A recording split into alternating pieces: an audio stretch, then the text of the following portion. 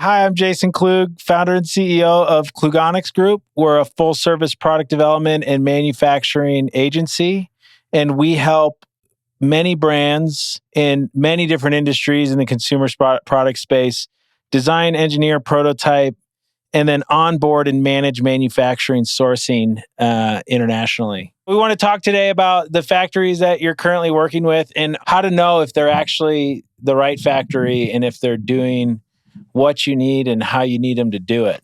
This is Hunter. Hunter is the VP of sales over at Klugonyx. You'll probably see him moseying around the trade show floor. We go every year to the New York Toy Fair. We've been there for now 7 years. It's our favorite trade show out of all the trade shows we go to. So he's become quite the expert because of all of the conversations that he has with all different types of companies. And when companies come to us, a lot of times they come to us when they have a new idea that they want to design, engineer, prototype, and manufacture, or they have issues with their existing supply chain and they need us to help them figure out what's going on and fix it. So with that, we've learned a lot and heard a lot of case studies about things that have gone wrong for various businesses. So let's talk through the location of the factory. Well, I mean, usually what happens is you find a main factory. You find that's like your main... The mother factory? Sure. That main factory is going to have the ability to make the bulk of the parts and then do the assembly and kitting process where they're putting the package or the product together fully. So it's a fully packaged good. And then usually when it comes to other auxiliary items, like things that are made out of different materials or different processes, they're going to find nearby factories themselves. And they'll probably work with like a friend of theirs or a friend factory, right? I think it's important to figure out who that friend factory is. And ideally, if you can, control who is supplying those other parts on your end. So that way, issues don't pop up with something that is through another layer that you cannot control. Right. That's harder to do. But I think if you go in at the beginning with that in mind and find those resources yourself, which we help do, you can eliminate that problem before it becomes one. Right. So then talk through, I guess, on your experience, like also different areas of China specialize in different things, right? So it's like Southern China, they do a lot of electronics, right? And so, you get a lot of like good pricings maybe on plastics, but then like if you go more north, typically, maybe metal fabrication's cheaper. What's your experience there? Usually people make the mistake of focusing in the wrong area and the pricing usually ends up being higher, for example. So I know like a lot of toys, especially injection molded toys and stuff like that, you see a lot of suppliers that are up in the Ningbo area. So, that's extremely common. They ship out of like Shanghai, that port.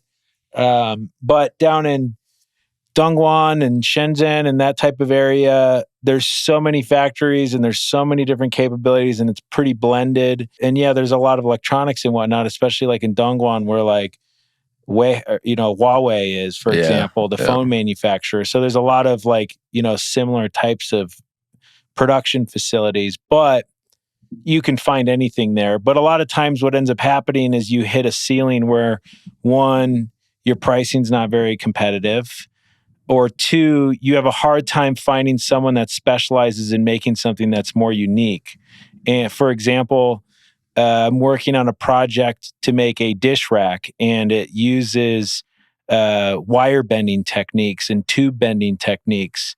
And we've looked all over, Guangzhou and that whole southern area, and have found suppliers that are capable, but the pricing was 20 to 30% higher what we were seeing when we went up to the Zhejiang province up north. And, what we realized is that pocket surrounding it was mostly, metal fabrication, bending, extrusion, wire bending, stuff like that. And we ended up finding a factory that was much more capable, but also able to achieve a better price point and had a larger variety of material options. And it's just because of the region and what is surrounding them. So I do think a lot of times it's worth understanding what you're making and the processes involved, and then figuring out what area you should be sourcing that from to make sure you're sourcing from the right region. Yeah. Well, I think that moves to like the next point of like shopping around, like the importance of looking at multiple factories, right? Like I know that at least when we're working with, some of our clients, we're probably quoting 4, 5, 6 different factories. Sometimes we even reach out to more than that. But then we're able to kind of pit them against each other as far as like determining if they're good. Like, yes, their pricing might be competitive, but are they going to be scalable? Like, so there's that importance of shopping around, looking at multiple resources, maybe especially if you're just trying to find a factory on Alibaba, like their pricing could be very skewed. So make sure you get quotes from a variety of different factories. Well, good. It's good too, because then you can learn a lot by comparing different suppliers' quotes. Like if you see one factory's part price for a specific item is way higher than the other, it's going to force you to ask questions to why and figure out like, well, what's going on there? Like why is that price so much higher? Or let's say you're making a plastic product and all the plastic parts are dramatically higher at one supplier, but everything else is much lower. And it turns out that you're actually dealing with a trading company that is middlemaning the plastic parts, and then they're only really focused on the metal parts, and they're just putting up a front to get that type of business. It's always hard on Alibaba to not get a trading company. And that's always a mistake that people make. They'll say they're a factory all day, but you really don't know until you walk, until you travel to China and show up on their doorstep and see that they have on the side of their building the brand that they put themselves out there as, or the company that they put themselves out there as. And that's a common thing that we have to deal with, where we are vetting out factories and we're, finding things, or where someone sends us a referral through Alibaba, and then the majority of the time it ends up being someone completely different. And then we go and physically tour the factory and learn that it was not the case. Well, yeah, and I think that we've had so many people come to us where they're like, I was working through this project. I was working with this factory. I paid them for tooling. I got my first production run, and the production run wasn't done right. And then I try to reach out for like help or for them to fix it. And then they go completely dark. And I think that's because you have that middleman that's fronting as a factory. And then if something goes wrong, he can disappear, and there's nothing really that you can do about it. In that situation, which can be tough. Yeah, and that's actually more common than you think, where they disappear. So, should we talk about too, like the size of factory, right? Like, because I think that goes into like scalability. Is like some smaller factories there's benefits to going with smaller factories, benefits to going to a larger factory. Yeah, I guess like a new company, I always opt out of doing like really small factories, because usually their systems and processes are not ideal. They likely don't have the right resources for quality inspections and stuff like that. They're probably not as well organized when it comes to just the flow of their factory, which makes it inefficient. They don't have the capital or income to back themselves if they screw up on something, and they won't be willing to fix it. I think, an entry-level brand should start more with like a medium to small size factory. And the reason for that is, I think, is better because it's small enough that you have enough sway where they're going to pay enough attention to you, because you're, even though you're a startup client, there can be enough volume to gauge their interest, but also being a medium-sized factory and you start to get decent order quantities, they can sustain a decent order quantity until you're able to transition to a new supplier and you're not rushed to do it. I think to the point when you get to a medium large or a large size factory, you have to be pushing good numbers in order to get the attention that you need, or they're going to prioritize their bigger clients over you. And their bigger clients might be, pushing 250,000 units per month. And, if you're doing 10, 20, 30,000 units per month, even that won't get their attention at that point, which can be difficult. Asking like factory size, number of machinery, or like the number of machines they have, like if it's an injection molding facility. How would you find, like, for instance, like between like a small versus like a large factory, like employee size, like number of employees, like what do you think that would look like? I mean, I feel like a small factory is like somewhere under 30 employees. A medium factory could be like 30 to like 150 employees. And then, I mean, large factories can be 150 and beyond. Right, with a lot of facilities. Yeah. Yeah. And it also depends on like the number of capabilities and all that type of stuff too. Like usually they're pretty specialized. Like the silicone factories, a lot of them we work with are, medium, kind of like right in the medium size in the middle there. And, they're good to the point where you could do, 20, 30,000 units per month, no problem, while you find a factory that can do, 250,000 units per month. And usually medium factories have like decent systems and processes. They're clean, and these are all things that you want to look for when you're inspecting them. And just making sure that like, they're going to do a good job. They have enough cash flow. You can see like the number of projects they're manufacturing at a time. You can see how busy their floor is and how much their machines are currently working, if they're under or over capacity.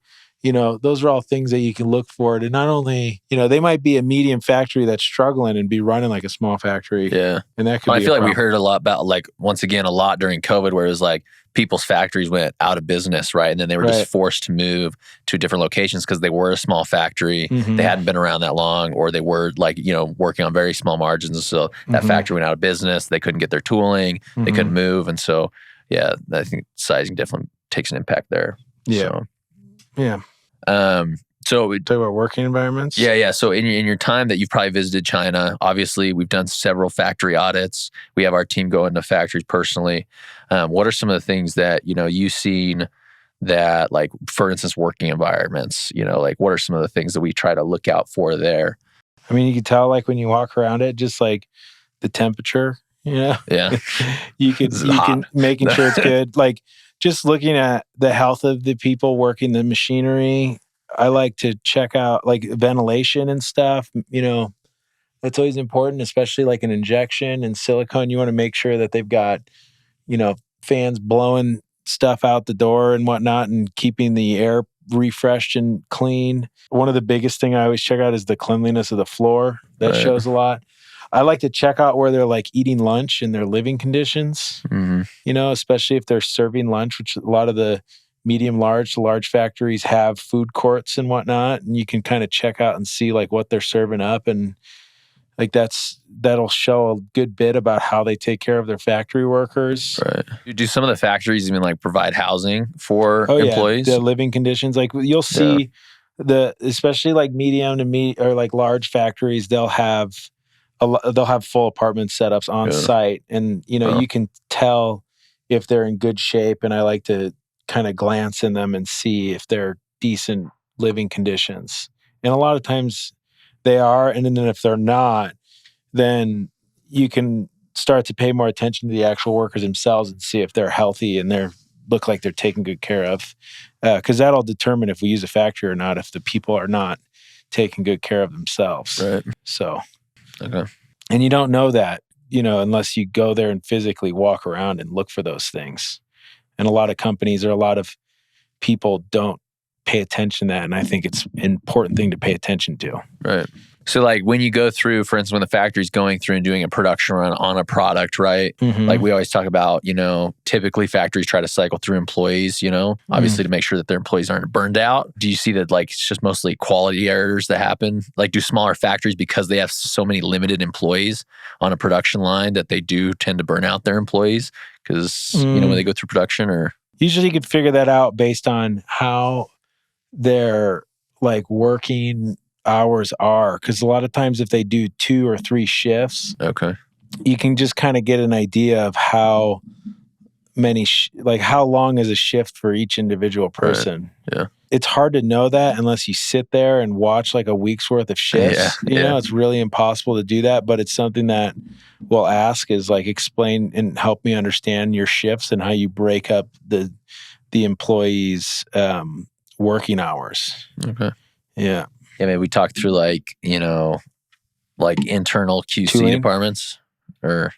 Well, I don't trust internal QC departments really. I mean, it's good that they have them, but it's just it's like a point that they address, but it's not necessarily good that they do the QC. You can't trust their QC. The good part about having a QC objective department in-house is that they're going to set up systems and processes that involve checks. Right. But at the end of the day, bringing in a third-party QC is always a good idea, which is what we help with, because, they're going to have a different opinion than what it's their money on the line, right? Like if they go through and mess up on 30,000 units, they might not want to check that. But it is valuable to walk through and see on the lines. Like they'll have people, one person at the end of a line after an assembly where they're doing some kind of test or check, and you'll see them running through it to make sure that it's consistent.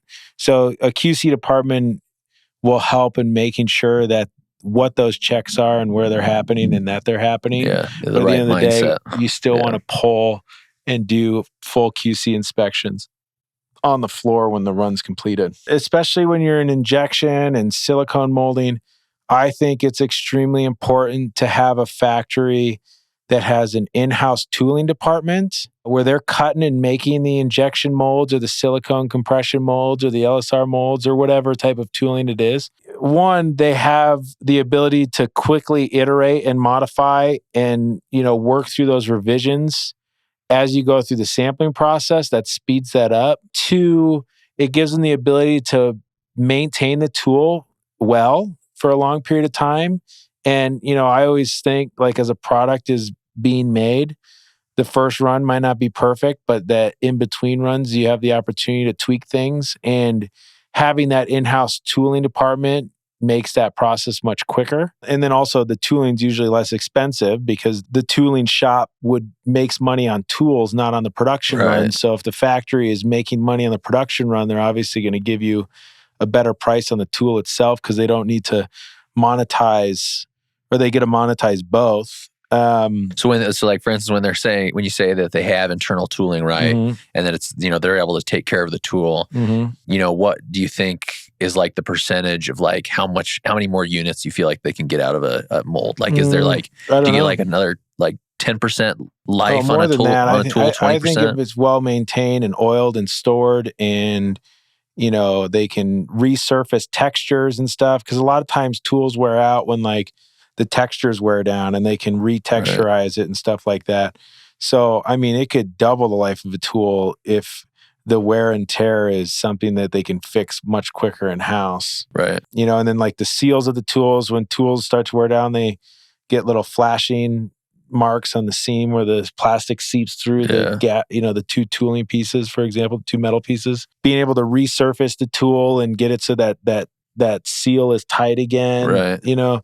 And those are problems that, like, in a normal situation, if the factory doesn't have tooling in-house, that you wouldn't find out probably until you, cycled through some units and found errors in it, right? And also, it's like whenever you burn through a tool, I mean, that means your product is successful because you've made hundreds of thousands of units. Yeah. But a lot of times you have a relationship with the factory at that point where a lot of times they're happy to make your next tool for free. And I always like to push for that. And that's also a benefit of having that in-house versus if they have an out-of-house tool shop, then they're going to have to pay for it. And they're less likely to be willing to front that capital. Do you feel like tooling in-house to the factory also goes back to like factory size? Like, do a lot of smaller factories have tooling in-house, or is it more something that larger factories or medium-sized factories I would say have? it's like mostly medium and large factories, but I've also seen factories that maybe have like 50, 60 people, and then they have, a CNC and an EDM machine. Like they have enough to make a tool, and they have a small tooling department. But yeah, small factories are way less likely to have that in-house. Gotcha. Yeah, because you need the engineer, you need the machinery, you need in multiple machines. It's not just a CNC machine. You need the finishing tools. You need the ability to cut the detailed parts, like all that stuff. Right. Well, I know too, one thing, like at least when we're doing these audits with these factories, when we're checking the factories, when we do look at their internal tooling capabilities, right? Like we're also looking to see, like, do they take maintenance records of the tool to like make sure that they are being taken care of, right? Versus just going off of word of mouth that it's actually happening. So it's definitely worth paying attention to and asking for those, which we have many times. Yeah. Certifications. So let's talk a little bit about different types of certifications that the factory can have, and then maybe some of the certifications that you might have to get independent of a factory. I mean, factories always have like a wall plastered with certification. Some of them are completely unnecessary, but they make them look better than they are. Or some of them might not be real. They might be from another factory, right? Yeah. Or like Walmart supplier ID, one factory might say that they have it, but it could have just been it's expired. You know, that's another thing too, where they have a new location and they haven't redone it at that location. But you also have to know, like, too, on the brand side of things, well, when you get the proof of certifications, looking at the dates and seeing if you could actually look up and see if the certification is still legitimate, that's important.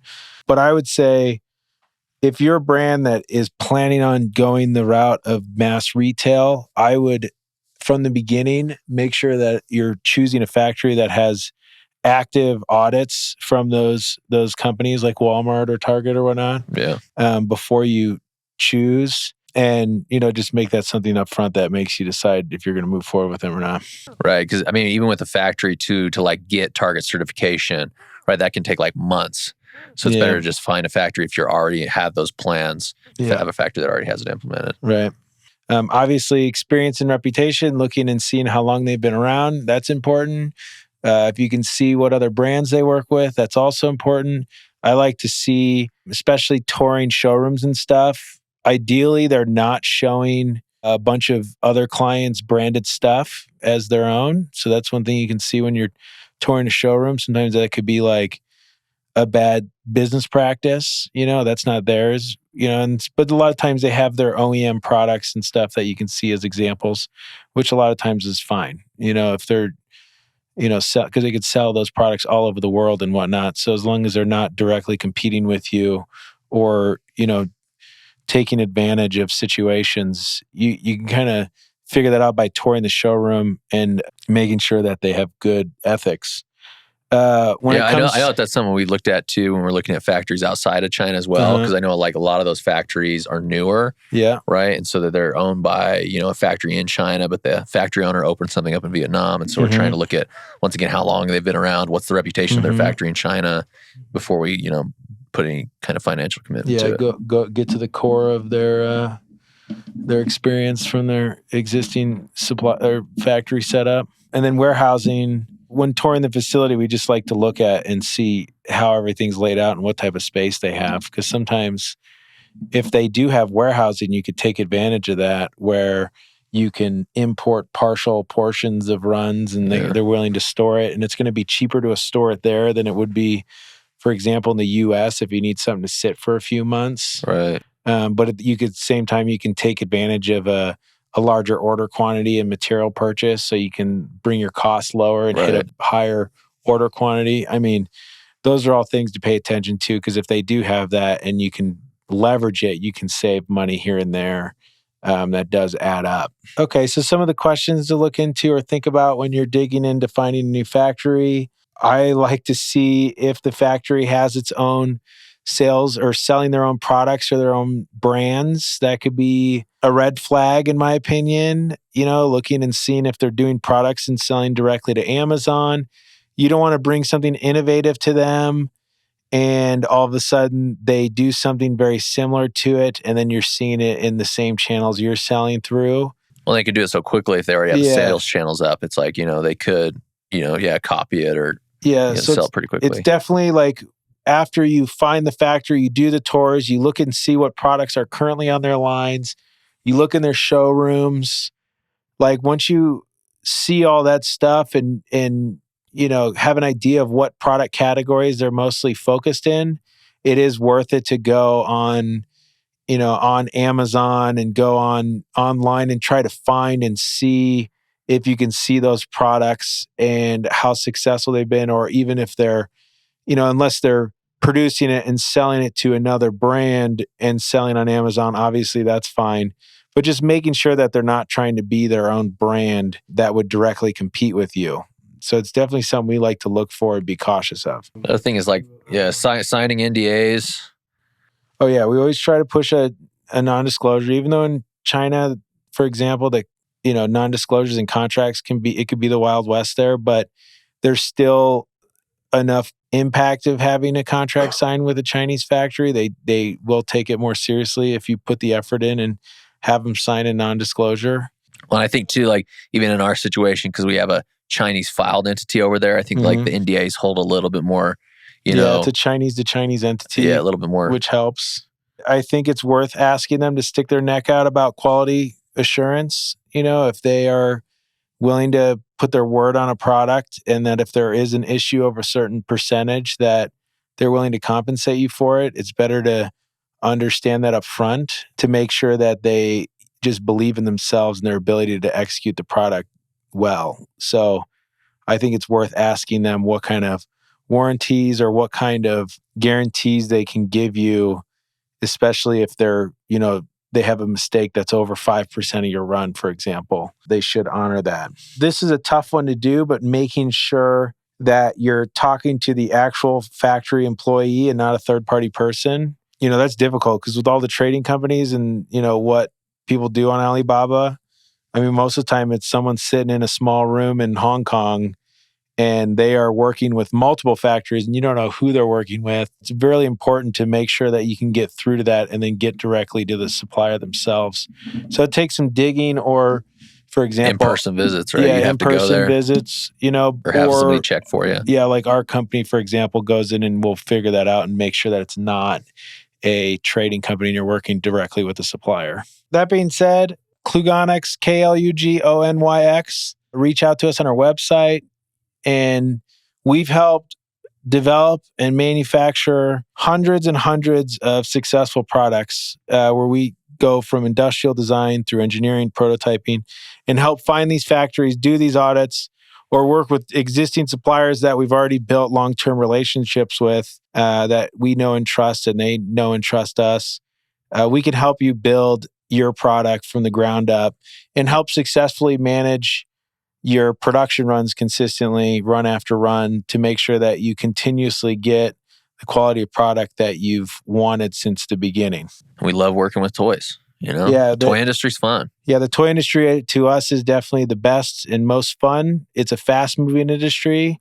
You have to continuously put out new products to stay relevant in the industry to the buyers and the distributors. And I mean, if you're in a bad mood selling toys, then you're going to be in a bad mood in any industry, and maybe you should just retire. Yeah, check us out, Klugonyx.com, and thanks for watching, and hopefully this is valuable.